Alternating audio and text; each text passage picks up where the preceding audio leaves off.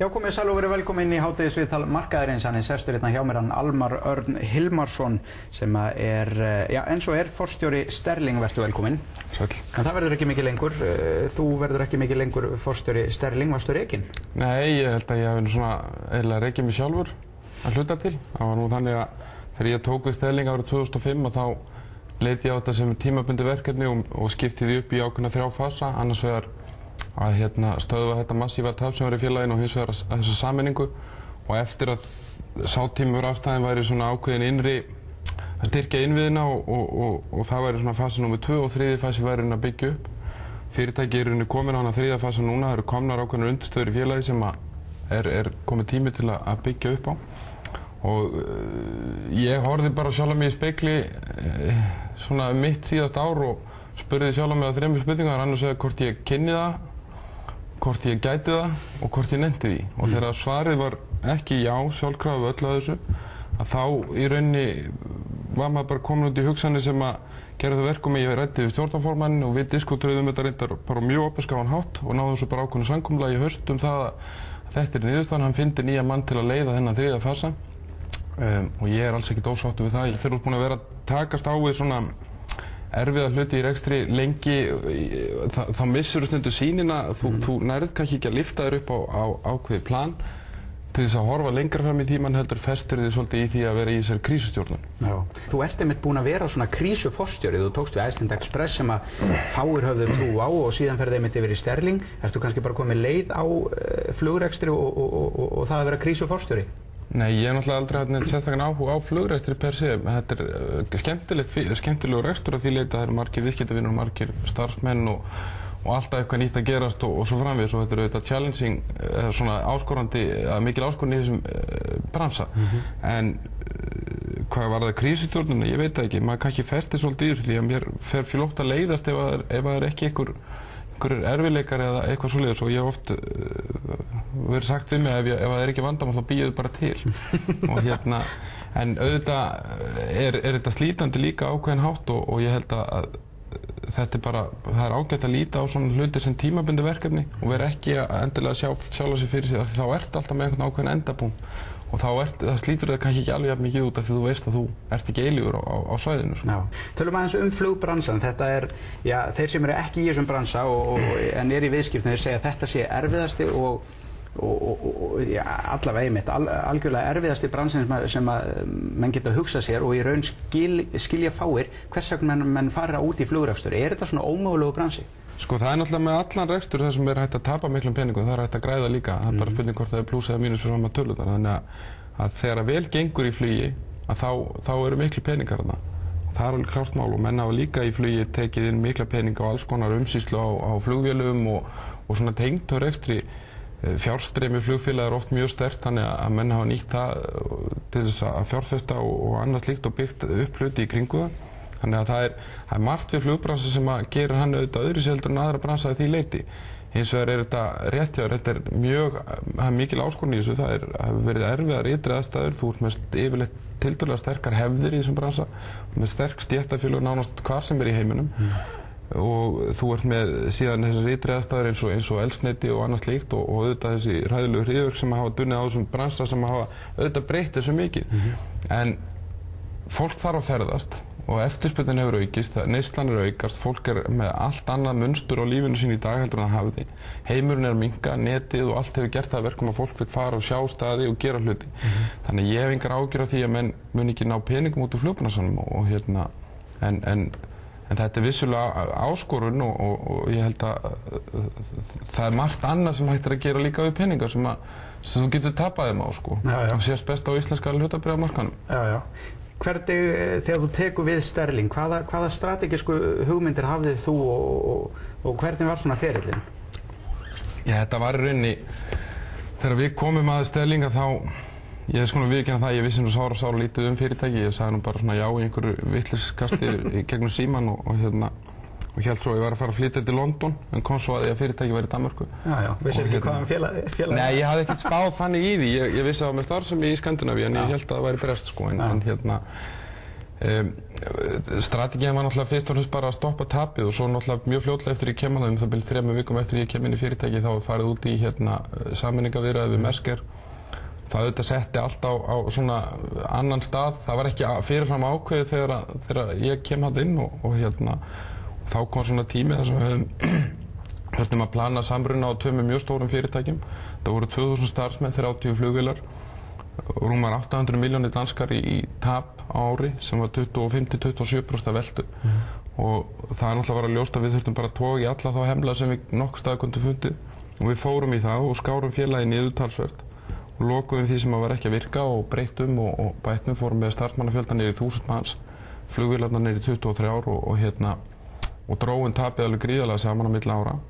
Og byggðum svo áfram upp á því og það sem var náttúrulega strategíinni sjálf sem var náttúrulega bara að ná meira út úr eignunum. Það var klárlega verið að undir nýta bæði flugvélar og mannskap í þessum báðum þessum fyrirtækjum og þetta eru stóri peningar, þetta eru mjög stóri póstarlega á vélum og laun til áhafna og þegar það var búið að ná svona meiri tökum á því þá fórum við strax að sjá það að við vorum í rauninni að framleiða jafnmörg sæti bara fyrir sama tilkostnað á áður. Og það var í rauninni hagræðingi sem náðist fram. Það skipti ekki öllu máli hvort það var rjómandi í kaffið eða hvað sko. Það eru svo litla tölur í þessu rekstri. Þetta snýst í rauninni allt að nýta tækin og mannskapin. Og hvar félagið statt í dag? Er það að skila hagnaði? Þú verður að spyrja Pálma Haraldsson að því að mér sýnist hann verið búinn að tjá sig eitthvað það óbyrlega og það er best að hann haldi því bara áfram. En hann hefur sjaldan logið. Hann hefur sjaldan logið? Ef nokkuð tímann. En svona, komdu með töluna. Hvað voru það að græða á síðasta ári? Ég ætla ekki að segja það. Danirnir eru búin að vera þér erfiðir og þú hefur í raun bara rifið kjaft á móti. Var það bara svona, var það meðvitað eða var þetta bara af því þú misti stjórn á þér? Það er bara í eðlinu, það hefur alltaf verið að rífa kjaft ef maður þarf að rífa kjaft en sko Danir, það sem ég held að við Íslendingar þurfum að átta okkur á er að dansk þjóðfélag er náttúrulega einfallega bara öðru heldur en við. Það eru aðrar hefðir, það er annar kúltúr. Danir eru mjög varkárir í allt sem þeir gera. Þeir eru hræddir við allt sem þeir þekki ekki. Og það eru hefðir og venjur sem að þeir eru náttúrulega bara vanir sem við verðum í raun að virða ákveðnu leyti því að á sama hátt ætlumst við til þess að þeir virði okkar hefðir og venjur. Og ég náttúrulega eitti fyrstu hálfárun í Danmörku í að reyna að breyta Danmörku en svo fattaði ég gæti það ekki. Og þá fer maður svona meira velta fyrir hvernig get ég unnið með þessu og látið þetta virka. Og það sem að ég held að við höfum svolítið flaskað á ef ég svona reynum að líta svolítið einbarm er að við hefðum átt að fara miklu meira á stað og bara allir þeir Íslendingar sem hafa verið í fjárfestingum og hvaða nöfnir sem það nefnir og undir hvaða formerkjum sem það er og kynna okkur betur. Fara út bara og vera hreinlega bara með menn í vinnu við það að kynna það fyrir hvað við stöndum, hvernig við vinnum og svo framvegis. Því að allt sem er óþekkt eru Danir hræddir við og þá fara þeir í vörn og ef þú svarar þeim ekki eins og þeir skilja þig þá er viðbúið að það komið svolítið í baki á þér.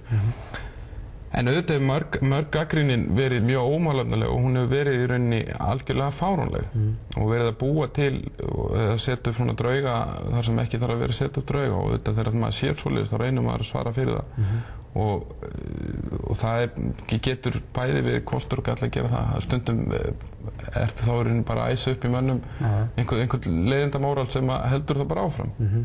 En eins og ég segi, ég meina þetta er bara partur af þessu og maður á aldrei að láta vaða yfir sig. Ertu búinn að skapa þér marga óvini þarna? Nei, ég held að það er allavega það er aldrei hestur í rúminu hjá mér eða neitt svoleiðis. Ég hef ekki fundið það ennþá. Nei, en einmitt þetta, sko, maður velti stundum fyrir sig hvað Dönum gengur til. Er þetta það, þeir séu búin að vera að missa sig í öfundsýki og minnumáttarkennd eða eru við að misskilja sko fyllilega rökréttar ábendingar? Það er svona beggja bland sko, ég meina Danir eru náttúrulega, það er ákveðin öfund bara í þessu þjóðfélagskultúr þarna af því að þessi jafnaðarmennska Dana, hún gengur í rauninni ekkert út á allir séu jafnir, hún gengur bara út á að passa enginn fá meira heldur en þú og þar af leiðandi sko held ég að öfundin er klárlega til staðar en hún er allstaðar til staðar, hún beinir sér í mismunandi farvegi og þannig ég held að við séum að ákveðnu leyti kannski búin að vera miskilja á en að ákveðnu leyti séu þau líka bara búin að vera svona svolítið rasnar sko. Já.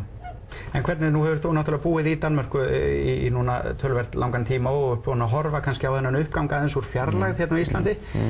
erum við búin að fara allt og geist og erum við búin að svona miskilja okkur sjálf og okkar getu? Ég held að Íslendingar eru náttúrulega bara, og ég dáist að því, ég meina það það sem að ég virði mest við Íslendingar, það þessi baráttu andi og það þessi vilji til þess að gera hlutina og segja að það sé ekkert ómögulegt. Það er eitthvað sem við eigum verðum að passa og venda því að maður sér það mjög vel þegar maður fer og býr erlendis og sérstaklega eins og þannig Danmörku og í nágrannalöndum Danmörku. Hvað er rauninni, fólk er búið að missa þannig eiginleika. Það treystir á kerfið, það treystir á sko það að það sé alltaf einhver annar sem tekur og einstaklingsframtæki er rauninni kannski í tiltöluðu lágmarki. En hins vegar peningahyggjan, sko, þó peningar séu mjög fínir og nauðsynlegir og bara geta veitt mönnum mikla hamingju, þá eru þeir ekki allt. Og við megum ekki, að mínum þetta finnst mér horfandi á Ísland og fjallar núna búin að búa úti í rúm 2 ár. Horfandi svolítið á hvernig fólk, venjulegt fólk er búið að tapa sér í því að eldast við einhverja drauma sem að sko Sophie gerir þið bara hamingju saman í hálftíma sko. Bara rétt að með þú rífur utan um plasti sko. Hann gerir ekkert hamingju saman eftir það. Nei. En Danir eru svo alveg á hinum endanum að þeir eru svo fastir í þessum fjölskyldugildum, frítími og rækta vinskap og svo framvegis. Það væri náttúrulega fínt að geta farið einhvern milliveg. Hvernig sér þú svona framtíðarhorfur hér á Íslandi og hvað þurfum við að gera til að koma í veg fyrir kreppu ef hún er ekki þegar komin? Menn þurfa að fara rosalega varlega og þurfa alvarlega að skoða hvað kostir í stöðunni til lengri tíma. En skammtíma, ég meni, ef ég vissi þetta þá varu menn búin að hringja í mig og fá mig í þetta eitthvað sko. Já. Ef að gangi í ESB, er það draumalausn? Ég rauninni ekki neitt aðstöð til að meta það en ég held að það væri mjög, og mér hefur persónulega farið í taugarnar á mig að menn segi bara við viljum ekki einu sinni skoða það. Og það er voðalega algengt á Íslandi þegar að vera að tala um eitthvað svona að menn fara að tala um það að taka einhverja umræðu þetta en hvenær á hún að vera? Á hún ekki bara að vera þá núna? Er ekki best að taka þessu umræðu þá bara núna, skoða þessa hluti og ekki að dæma fyrirfram eitthvað sem ómögulegt og því að ég held að við getum ekki boðið fólki upp á það Íslendingum né heldur öðrum sem við ætlumst til þess að fá til þess að koma til Íslands hvorki sem starfsmenn eða fjárfesti eða neitt slíkt að umhverfið okkar sé svona óstöðugt eða sveiflurnar geti verið svona gríðarlegar. Þannig ég held að menn verði að, þú veist, það er bara ábyrg pólitík að skoða þessu hluti. Það er ekki ábyrgt að segja bara við viljum þetta ekki og við viljum ekki tala um þetta. Nei. Hvað ætlar þá að fara að gera, Almar? Núna, ég ætla bara að anda aðeins með nefnu og þetta er í fyrsta skipti sem ég skipti vinnu síðan ég er bara 22-23 ára þar sem ég er ekki sjálfkrafa eða leið farin að gera eitthvað annað og ég er búinn að hafa alveg heilmikinn tíma núna undanfarna mánuði að pæla í hvað mér langi að gera og ég er ekki komið með neina niðurstöðu þannig að ég tel mig bara að þurfa aðeins meiri tíma ég ætla bara að sjá svona hvað kemur upp úr hattinum og vega þá með það. Ég er búinn að fá ýmis tilboð í gegnum tíðina sem að mörg verið spennandi og önnur ekki og Er það í Danmörku eða hér heima? Já, þannig að við bara bæði í Evrópu og Danmörku og Íslandi líka og Er þetta í flutningastarfsemi eða? Nei, það hefur nú ekkert verið neitt sérstaklega tengt í. Er það eitthvað sem þú hefur áhuga á? Ekkert frekar, ég meina ég er bara gaman að þið vinna. Já, og þá var komið að hraða spurningunum að það er bara ein spurning, hver var hagnaður Sterlingin fyrra? Verður fljótur að svara? Ég segi þér ekki. Takk hérlega fyrir komuna. Takk. Segjum þetta gott af hádegisviðtalinu að það verður á sínum stað næstkomandi föstudag. Verið sæl.